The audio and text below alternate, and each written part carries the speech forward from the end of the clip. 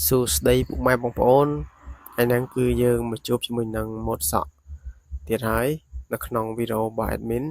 ដែលជាវីដេអូមួយដែលតាក់ទងជាមួយនឹងការ review ម៉ូតសក់ថ្មីឬក៏ម៉ូតសក់តាមប្រទេសបើជាដំបូងហ្នឹងគឺកុំភ្លេចផ្ដល់កម្លាំងចិត្តមុននឹងឃើញវីដេអូរបស់ខ្ញុំបាទហ្នឹងកុំភ្លេចមើលចាប់ណាបាទហ្នឹងគឺជាការផ្ដល់កម្លាំងចិត្តឲ្យខ្ញុំទេនៅពេលដែលទស្សនាវីដេអូរបស់ admin ចប់ហើយកុំភ្លេចជួយ like ហើយ comment ហើយនឹងជួយ share ហើយកុំភ្លេចជួយ follow page ម្នាក់មួយផងបាទដើម្បីផ្ដល់កម្លាំងចិត្តឲ្យ admin សម្រាប់ម៉ូតសក់ថ្ងៃហ្នឹងគឺជាម៉ូតសក់មួយដែលបាទ admin ដកស្រង់ចេញមកពីតាមប្រទេសទៀតហើយបាទពុកម៉ែបងប្អូនបាទគឺមានសារៈសំខាន់មែនទែនណាម៉ូតសក់ទាំងអស់នេះដែល admin នាំយកមកណាជាសក់មួយឬក៏ម៉ូតសក់មួយដែលយើងមើលទៅគឺយើងអាចបានន័យថាយើងមើលទៅគឺយើងអាចយកអ្វីដែលថ្មីឬក៏បទពិសោធន៍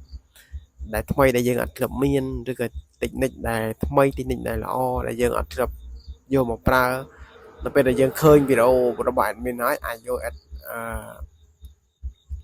បាទសូមអធិស្ឋានបាទនិយាយជាមិត្តអាចយកវាមកប្រើបាន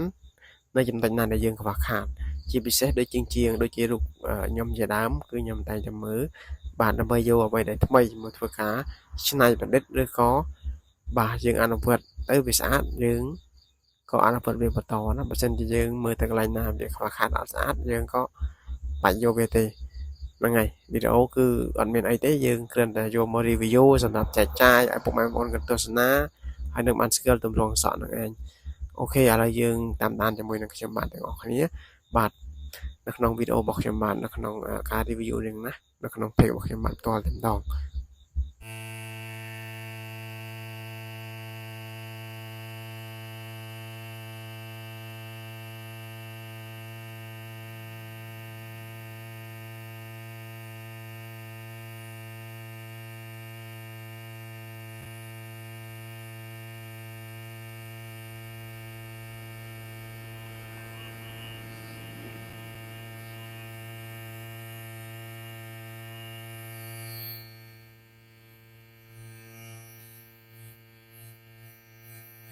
សម្រាប់ពុកម៉ែបងប្អូនឬក៏ជាងកាត់សក់ដែលត្រូវការជាមួយនឹងផលិតផលកាត់សក់ឬក៏ចង់បានម៉ាទ័រកាត់សក់អាចទាក់ទងតាមរយៈ Facebook ដែលមានឈ្មោះឆាំវិបុល